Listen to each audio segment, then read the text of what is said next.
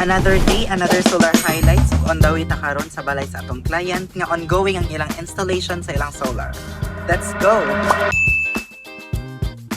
Guys, ani ata karon diri sa Macasandig, Cagayan de Oro City ug atong i-check ang newly installed 8 kilowatt solar system with 16 kilowatt battery sa atong client. Tara!